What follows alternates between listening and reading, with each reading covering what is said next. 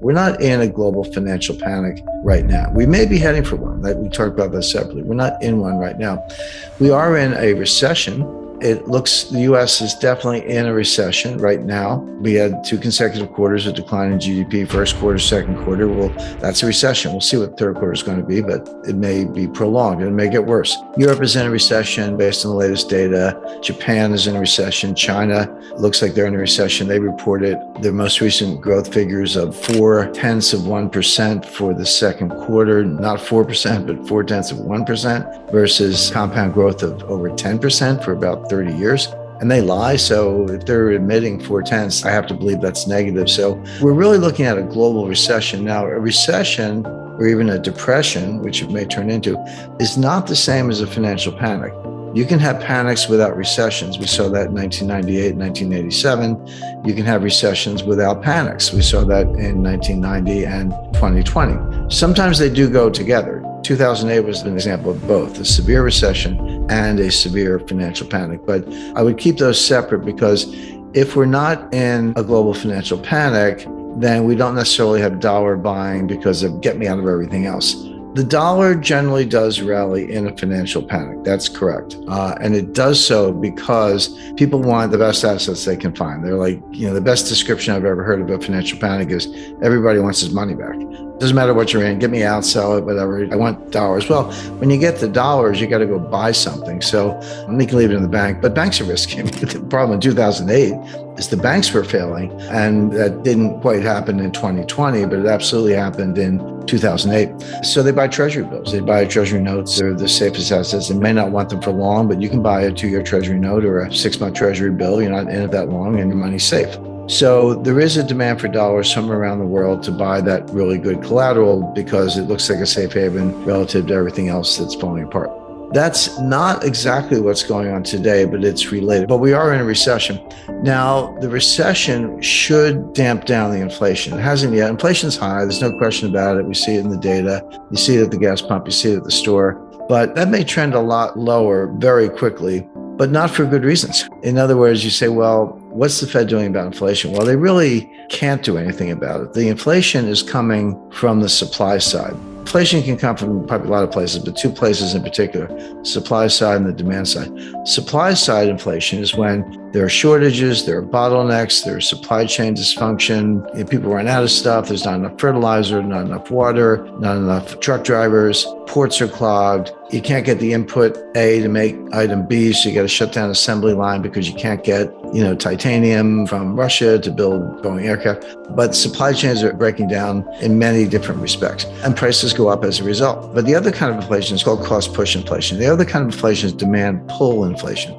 This is when consumers change their behavior. They get it in their heads like, hey, prices are going up, they're getting out of control, I better go out and buy that thing, And this is what we lived through in the 1970s, and I remember very well. If you were going to buy a refrigerator, a new car, a dishwasher, whatever, you'd say to yourself, I better go buy it today, because if I wait 3 months, it's going to be higher, or 6 months, it's going to be a lot higher. So, of course, that just pulls demand forward and creates excess demand relative to supply, and then prices do go up, and it feeds on itself.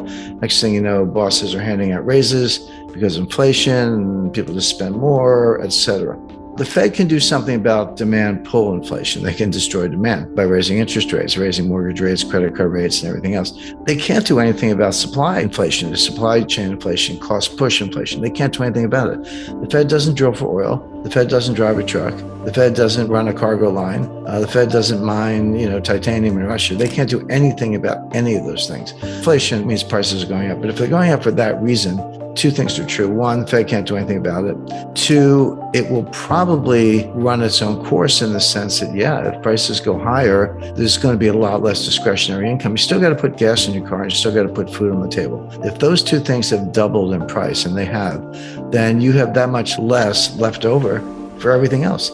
You'll say, well, I'm going to skip the vacation, skip the concert, skip the restaurant, a lot of things, new furniture. I'm not going to buy any of those things because all my money is going to buy gas and food. So you still get the gas and food, but not more. You just pay more. And the value of your dollar goes down, real wages go down, and you're not spending money on anything else. That'll put the economy in a recession real fast. That's happening. I mean, we're in a recession. I already said that, but it will get worse. Now, here comes the Fed, right? always a day late and a dollar short, or maybe too many dollars, but they always get it wrong, is my point.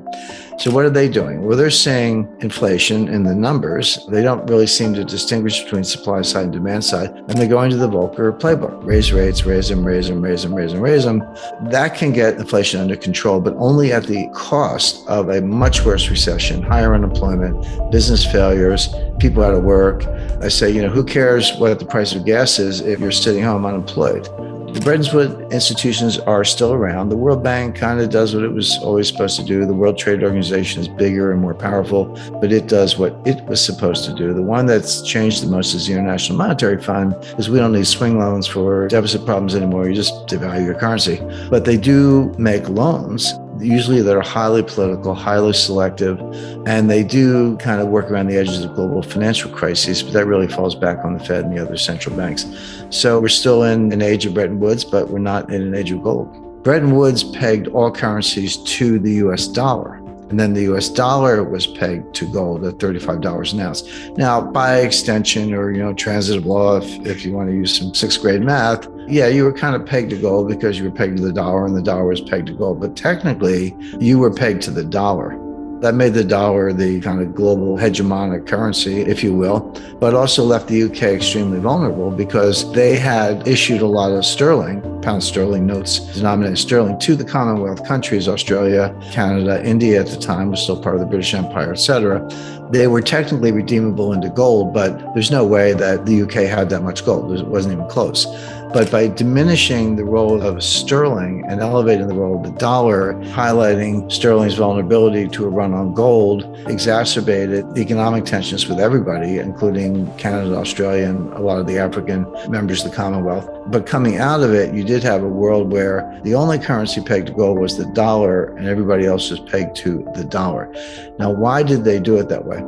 The answer was that they felt that other currencies might run into difficulties, trade deficits, imbalance of payments, etc., and might have to devalue. Now, they didn't want anyone to devalue. That wasn't necessarily the plan, but realistically, they thought it might happen. Again, that was one of the problems of the 1920s, 1930s, is that devaluing against gold was a total crack up. It usually came hand in glove with a banking panic, as it did in the UK in 1931. So they felt that if you could modulate that process, the dollar was always pegged to gold. That was the anchor of the whole system. But if you ran into trade deficit problems, there was a swing lender. The swing lender was the International Monetary Fund. That was really the role of the International Monetary Fund at the beginning. Throughout the 80s, 90s, and into the 2000s, it's become this global monetary policeman. They impose all kinds of deals. They make loans. They made multi-billion-dollar loans to Ukraine a couple of years ago. Ukraine did not meet any of the criteria for a borrower, but obviously it was political. So the IMF has become the finance arm of the US State Department and a highly, highly political organization, wandered very far from its original intention.